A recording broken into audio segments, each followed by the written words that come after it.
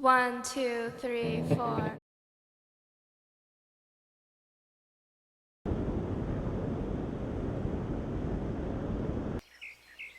I was always trying to figure out where my kids' passions were and what they would like, and her love for animals. I just came up with an idea to try horseback riding and took her out. Annie had no fear on her horse. She loved it. It's like she understood her horse understood her. That's all she thought about. She was very passionate about animals and the things that she believed in. A few years ago, the horse that we owned, we lost in one of the wildfires. When that happened, she actually shut down somewhat emotionally. She loved her horse, but I think that she wasn't able to get back into that with any other new horse. So I think she closed that door, and I think music was where she really had her focus.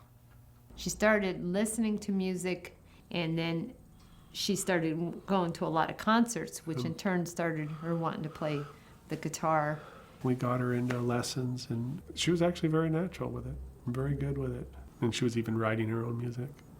Actually, we didn't see a lot of her songs that she had written till after she died, unfortunately, but she had a lot of things going on, ready to do, ready to jump into. You know, had a list of all the concerts coming, and we had to put a limit on how many concerts, because of course there was one every night. Even if her friends couldn't go, she would go by herself. She didn't care.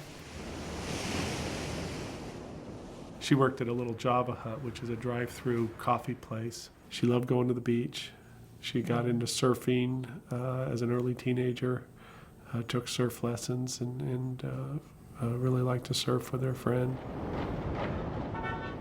5:30 or 6, Annie called me just to let me know what she was doing. And I reminded her, of course, like mothers do, that you have your curfew, so don't forget. To this day, I swore I heard her come home that night.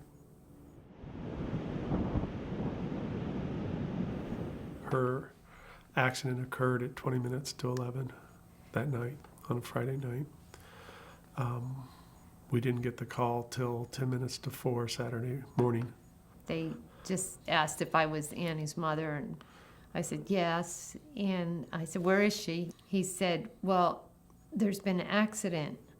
And he said, well, you know what, just stay right there. Someone will be coming over. As soon as they said, stay there, I realized what had happened.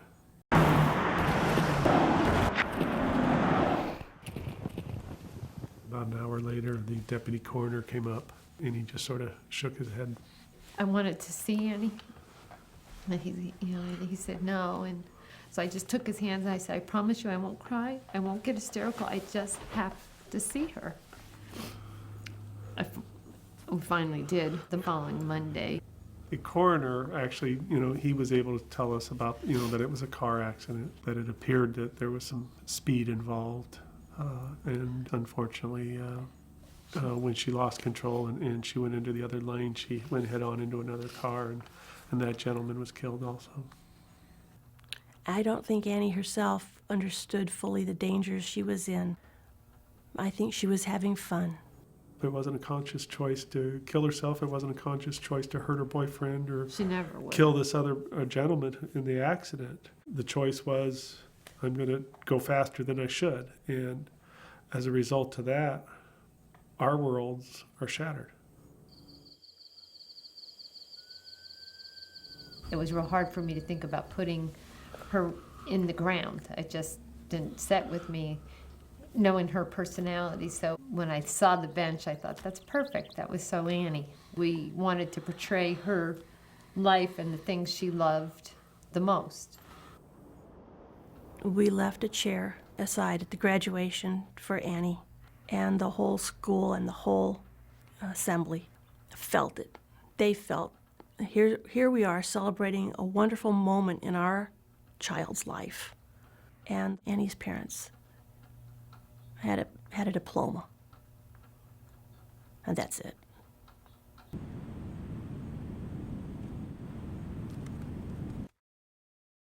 You just miss that, seeing that potential develop. And to see that just ripped and stopped so quick. You know, people say that time heals. And you know, you adjust, but time doesn't really heal in this situation. You know, all the family traditions that you have with your kids, you know, if you get robbed, just like that. It's just hard. You want to save that time forever.